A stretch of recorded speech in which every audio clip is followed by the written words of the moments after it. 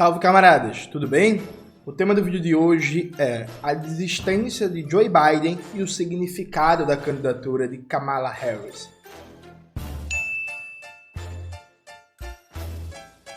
Antes de começar propriamente o tema do vídeo do canal, quero muito agradecer a você que ajuda a manter e melhorar nosso canal a partir do Apoia-se. Seu apoio é fundamental e indispensável para a gente continuar o nosso trabalho. Se preferir o Pix, está aparecendo aqui como QR Code na tela do vídeo. Note, a essa altura do campeonato, todo mundo sabe que tio Paulo, quer dizer, Joe Biden, desistiu da candidatura, né? E Kamala Harris vai assumir, né, a candidatura democrata no lugar de Joe Biden barra tio Paulo. Então, antes de a gente fazer uma consideração sobre o cenário eleitoral, vamos fazer uma consideração de ordem sociológica. Na União Soviética, durante o final do período da liderança de Leonid Brezhnev, ele estava no governo, mas ele estava doente, moribundo, com dificuldades de raciocinar e se manteve ali, né, na liderança do Partido Comunista da União Soviética e à frente do Estado soviético. Em seguida, a morte de Leonid Brezhnev, a União Soviética teve líderes velhos, muito velhos, assim, na casa dos 70, 80 anos, que foram morrendo um em sequência do outro, né? E aí, muitos analistas da época apontavam como o sistema soviético estava com a incapacidade sistêmica de renovar suas lideranças, de gerar entusiasmo na população, de gerar consenso ativo e como a estrutura do Partido Comunista tinha se ossificado, né? Tinha se tornado muito mais uma máquina administrativa do que uma máquina política. Então, a estrutura do Partido Comunista estava muito apta para a manutenção do status quo, mas tinha dificuldade de pensar a política em termos estratégicos, né? Um debate muito interessante, por exemplo, aparece no livro O Século Soviético, de Misha Levin, onde ele desenvolve a tese de que o Partido Comunista da União Soviética perde o caráter político e se torna fundamentalmente uma organização administrativa, isso a partir dos anos 70, 80 e por aí vai. Um outro livro muito importante, até onde meus conhecimentos alcançam, o melhor livro já escrito sobre o fim da União Soviética é O Socialismo Traído por Trás do Colapso da União Soviética, no Brasil, publicado pelo Lavra Palavra, com um prefáciozinho aqui, a apresentação desse historiador que vos fala, que também faz um debate muito interessante sobre a dificuldade de renovação no partido, né? De fazer reformas necessárias para fortalecer o sistema soviético frente à competitividade do imperialismo estadunidense. A ironia da história, a ironia gostosa, né? A história tem umas ironias gostosas. É o que se falava sobre a União Soviética nos anos 80, no final dos anos 70, começo dos anos 80, dá para se falar hoje sobre os Estados Unidos, né? É impressionante a incapacidade sistêmica que hoje a democracia burguesa estadunidense tem de gerar novas lideranças, de gerar entusiasmo, de gerar consenso ativo no conjunto da sua população, né? Eles se veem num impasse estratégico frente à competitividade chinesa no âmbito global e uma divisão muito profunda da sociedade, inclusive com pavores de guerra civil aparecendo em todo canto, né? Um eterno medo de reviver uma guerra civil estadunidense e não conseguem dar respostas a esse impasse, né? Assim, e a despeito de qual seja o resultado dessa eleição, não vai ter nenhuma transformação estrutural, me parece, que faça os Estados Unidos fazer frente à competitividade chinesa e que renove de maneira substantiva, de maneira significativa, a legitimação da democracia burguesa do ponto de vista interno, né? Então, essa primeira consideração de ordem sociológica. Dito isso, vamos lá, gente. Eu tenho uma tendência de ser muito cuidadoso em várias análises. Às vezes eu erro, às vezes eu não sou cuidadoso, porque ninguém é perfeito e a vida é assim, né? Seres humanos erram, mas eu tento ser cuidadoso. Quando teve o atentado contra Donald Trump, eu fiz um vídeo no canal, a teoria da conspiração, coloca aí na tela, Maxwell, mas eu não entrei na onda que Trump estava eleito, percebe? Porque, porra, gente, não dava para afirmar isso. Ah, não, mas o atentado no Brasil fez com que Bolsonaro, totalmente diferente. Bolsonaro não estava à frente quando veio o atentado, faltava pouco tempo para as eleições. No caso dos Estados Unidos foi outra coisa bem diferente. É a primeira coisa, as pesquisas eleitorais mostraram que não houve diferença substantiva na expectativa de voto após o atentado. A despeito disso, ficou muito claro que, frente ao atentado, aumentou a pressão para Joe Biden desistir da candidatura. E como é típico dos Estados Unidos, né? Enfim, esse apelo à reeleição, a vice do Joe Biden, a Kamala Harris, ela vai ser a candidata. Veja, O que é que isso vai dizer sobre o cenário eleitoral? Não dá para saber agora, sabe? É isso. Há várias possibilidades ali colocadas. Então a Kamala Harris pode conseguir ter um apelo maior para ter votos de imigrantes, de mulheres e de minorias raciais, o que pode fazer uma diferença na hora da eleição. A depender da estratégia de combate do Donald Trump a Kamala Harris, isso pode potencializar o voto do eleitorado feminino na candidatura democrata, a ver como a Kamala Harris vai explorar isso e como o Trump vai lidar também com esse fato de agora enfrentar uma mulher. O Trump, inclusive, não tem mais o discurso preferido dele, um dos discursos preferidos da campanha, que é alegar que o Joe Biden era incapaz, que o Joe Biden estava senil, que ele não tinha mais capacidade de ser presidente, o que cá entre nós nem é mentira. Então, a ver também qual vai ser a principal tática discursiva que ele vai colocar. Então o cenário está em aberto, sabe? O Trump continua favorito, porque houve uma mudança agora no jogo, a gente tem que ver como é que vai se desenhar as contratendências, mas o Trump continua favorito e é que se vê como é que vai desenrolar isso, porque tem muito tempo ainda. A eleição, se não me falha a memória, é em novembro, né? Não, porra, gente... Chegamos nem em agosto ainda, né? Ainda tem agosto, ainda tem setembro, ainda tem outubro e ainda tem novembro. Para ser mais preciso, a eleição é dia 5 de novembro, né? Então tem muito tempo ainda, não dá para dizer o que é que isso vai significar em termos de mudanças eleitorais de imediato. Nos Estados Unidos é muito clara a divisão entre democratas e republicanos. Há estados que são sempre democratas, há estados que são sempre republicanos. Lembrando que lá a eleição é indireta, o que decide é o colégio eleitoral, mas tem aqueles estados, aquelas franjas do eleitorado que oscilam, né? Às vezes vão com os democratas, às vezes vão com os republicanos. E nos Estados Unidos tem um fator ainda muito importante no processo eleitoral, que é convencer as pessoas a sair de casa para votar. É porque o voto não é obrigatório, no dia da votação não é feriado, não é liberado do trabalho, não é porra nenhuma. Então você conseguir mobilizar o seu eleitorado para sair de casa e votar é um fator muito importante no processo eleitoral. Então, há várias coisas aqui em aberto que a gente vai ver como é que isso vai se desenrolar nas próximas semanas. Dito isso, vamos entrar num tema mais brasileiro. Veja, gente, ontem foi vergonhoso. E essa... gente, desculpa. Se você não for gostar do que eu vou falar agora, perdão, mas é isso. Foi vergonhoso, foi patético, foi ridículo a posição de várias figuras da dita esquerda brasileira que saíram louvando a Kamala Harris, idolatrando o fato que vai ter uma mulher negra, pode ter uma mulher negra presidente, pode ter uma mulher negra no cargo de presidente dos Estados Unidos pela primeira vez na história. Assim, gente, foda-se. Assim, porra, galera, de verdade. Vocês estão o quê? Vocês estão em 2008, é? Obama foi presidente, gente. O que foi que mudou, objetivamente, na política estadunidense, sabe? Obama foi presidente. Obama fez mais bombardeios do que Bush. Obama foi responsável diretamente por destruir a Líbia, que era o país com o maior IDH de África, por toda aquela crise dos refugiados ali no norte da África, né? Obama teve participação direta no golpe fascista da Ucrânia, o Euromaidan, e no incentivo, fortalecimento de forças de extrema-direita e neonazistas em toda a Europa. As pessoas parecem que esquecem, que foi o Partido Democrata que saiu apoiando, financiando e fortalecendo forças de extrema-direita por toda a Europa Oriental, né, por todo o leste europeu, com o objetivo ali de cerco à Rússia, e também na América Latina. Vamos lembrar que quando veio o surgimento de MBL, de Vem Pra Rua, de não sei o que, Operação Lava Jato, espionagem contra Dilma e golpe de 2016, por aí vai. Quem era o presidente, gente? O presidente era Barack Hussein Obama, com Joe Biden na vice, com Hillary Clinton trabalhando no governo, toda fina flor do Partido Democrata. Então, assim, é difícil para mim entender certas coisas.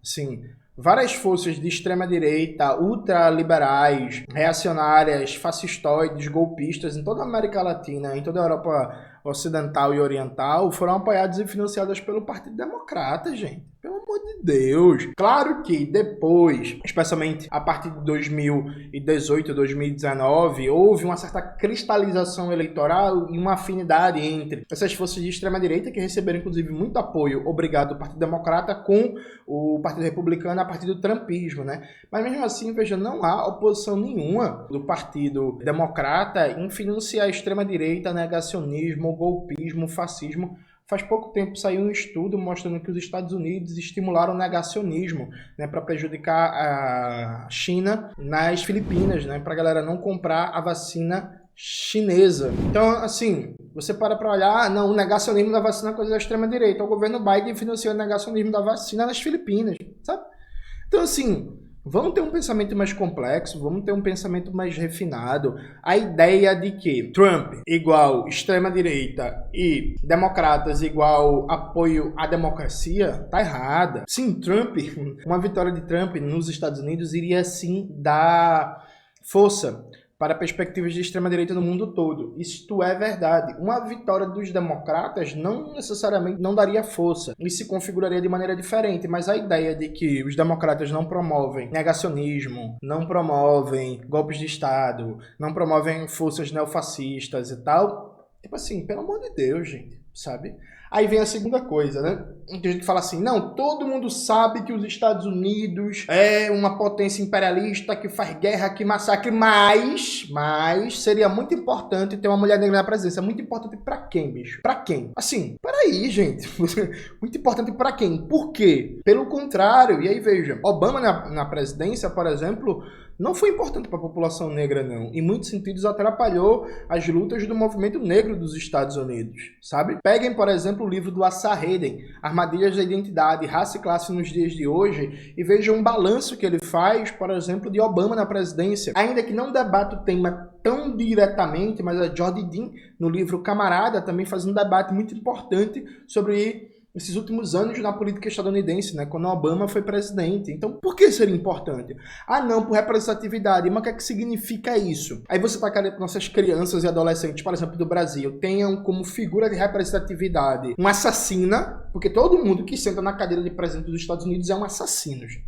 Assim. Então é isso mesmo? Não, mas é a pessoa mais poderosa do mundo. Peraí, pô, tá, tudo bem, é um assassino que vai fazer a gestão da maior máquina de repressão do mundo e que vai diretamente apoiar, por exemplo, o genocídio contra o povo palestino, coisa que a Kamala Harris já faz. Então, assim, tenho dificuldade de entender certos raciocínios.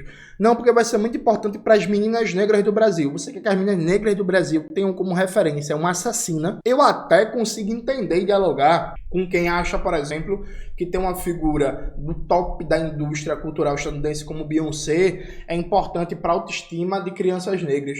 Eu discordo disso, mas para mim não é opinião absurda, sabe? Dá pra gente conversar, dialogar. Mas eu tenho muita dificuldade de entender a ideia de que você quer que crianças e adolescentes do Brasil, por exemplo, ou mulheres negras de maneira geral do Brasil, se inspirem no presidente dos Estados Unidos, mesmo. E aí as pessoas fazem uma frase que é muito engraçada. Não, os Estados Unidos só faz guerra, assassinato, golpe de Estado e tal, mas é importante por quê?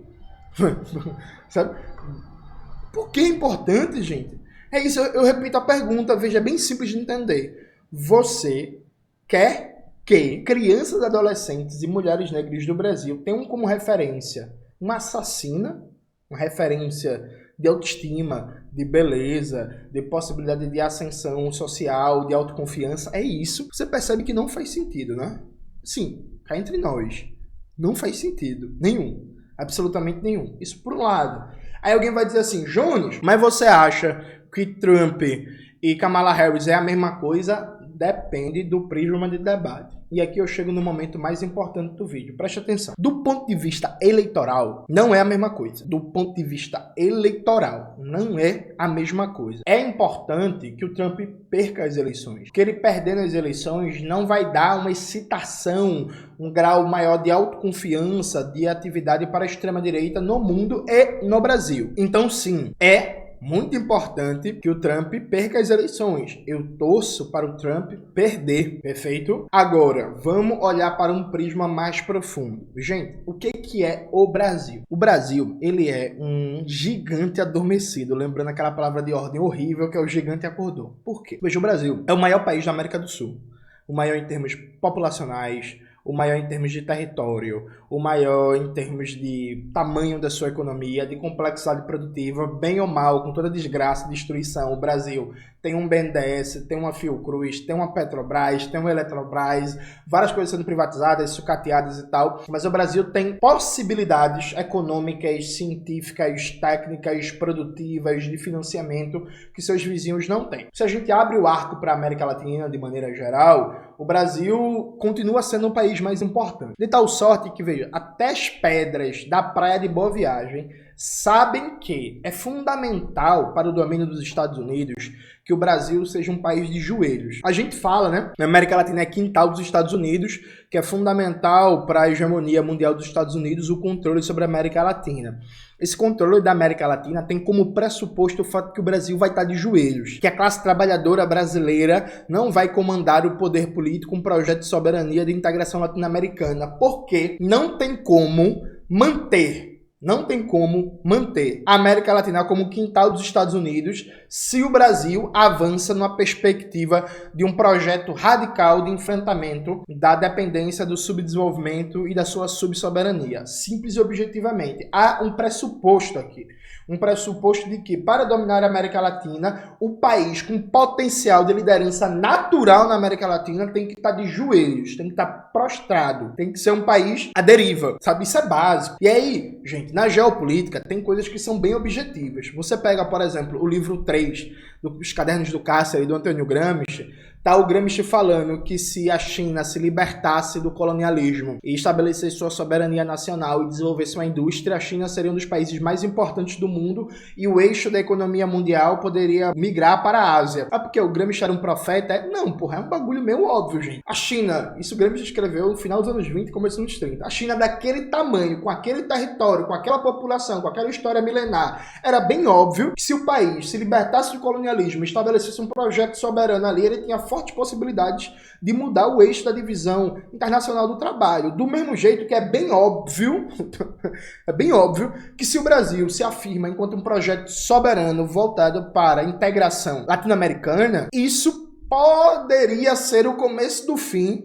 da hegemonia estadunidense na América Latina, percebe? Isso é óbvio. É aqui mesmo uma análise bem objetivista mesmo, quase que, se vocês quiserem, quase que economicista ou determinista geográfico. Um país desse tamanho, com essa população, com essa extensão territorial, com essa capacidade produtiva, com essa riqueza de recursos naturais, se volta para si mesmo e para a integração latino-americana, ele ameaça a dominação dos Estados Unidos. O que é que isso significa? Meu parceiro e minha parceira. Os Estados Unidos, não importa o presidente, não importa o partido, eles são inimigos naturais da soberania do Brasil. Eles são inimigos naturais de qualquer projeto de transformação do Brasil. Inimigos naturais. Veja, não importa o partido, não importa o presidente, não importa o discurso no momento, se é extrema-direita, se é social-liberal, se gosta de negro, se não gosta de negro, se gosta de imigrante, se não gosta de imigrante. Os Estados Unidos são inimigos naturais do Brasil. Não, e aqui é um discurso, sim, esse povo anti-americano é um discurso anti-americanista. Não é anti-americano, é anti-estadunidense.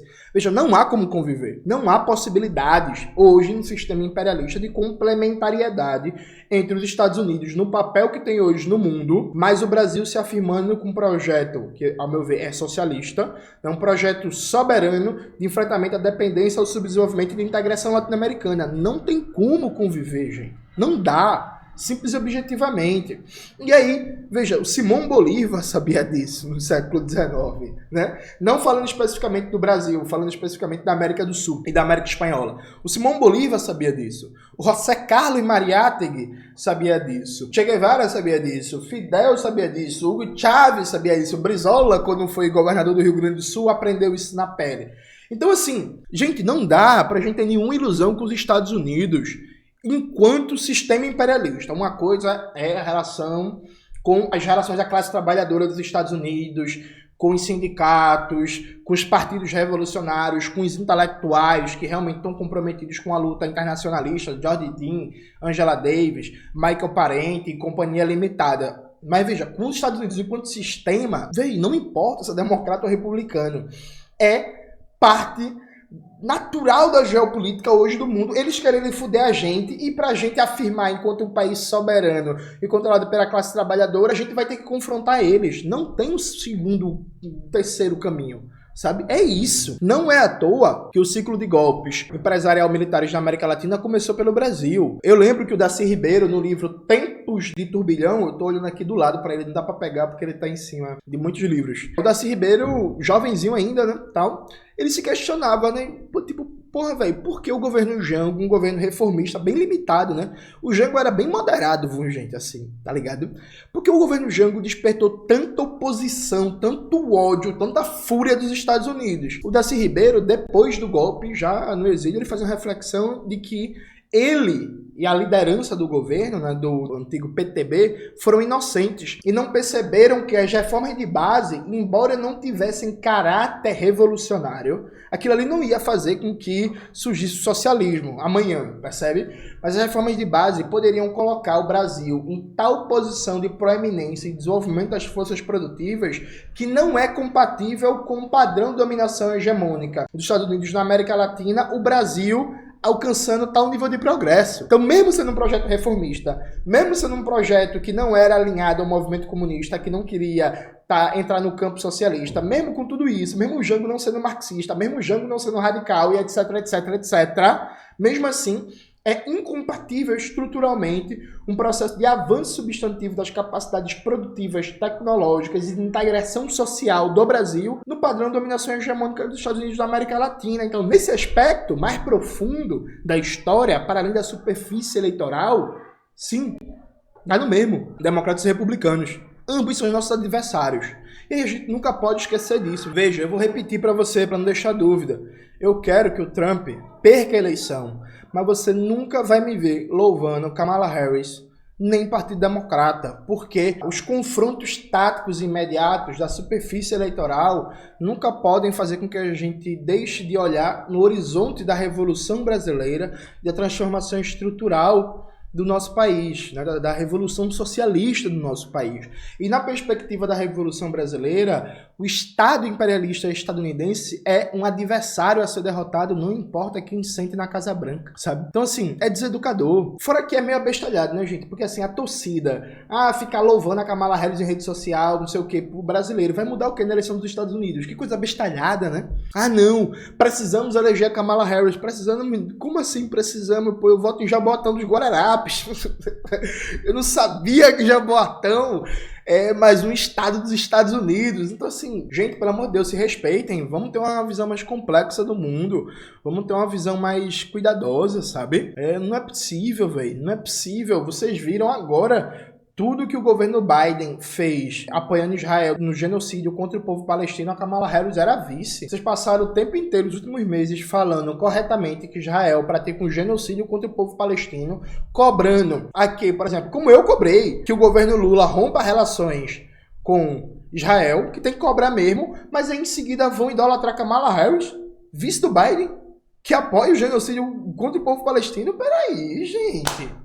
Não é possível. E é um negócio que é impressionante, porque assim, isso não traz voto. Nem pra dizer assim, não, é oportunismo no sentido vulgar da palavra. Estão falando isso porque querem ganhar alguma coisa. Nem isso, porra, que merda é essa, véi? Sabe? Tipo, se respeitem. De verdade, assim, se respeitem e lembrem que existe uma tradição latino-americana crítica, radical, revolucionária, desde Simón Bolívar, que defende a integração latino-americana e que entende que sim, o domínio dos Estados Unidos é um impedimento para a segunda e verdadeira independência, né, com a emancipação dos povos latino-americanos. Então, assim, se respeitem, né? Só isso que eu gostaria de pedir. E eu nem acho que é pedir demais, viu? É isso, galera. Espero que vocês tenham gostado do vídeo de hoje do canal. Não se esqueça de se inscrever no canal, ativar o sininho, curtir esse vídeo, compartilhar, tudo isso que vocês já sabem. Lembrando que a gente tem um grupo de Zap Zap, onde tem todo o conteúdo que a gente produz e recomenda. Entra lá, tá aparecendo aqui o QR Code na tela do vídeo. E também tem o link na descrição do vídeo. Um beijo e até a próxima.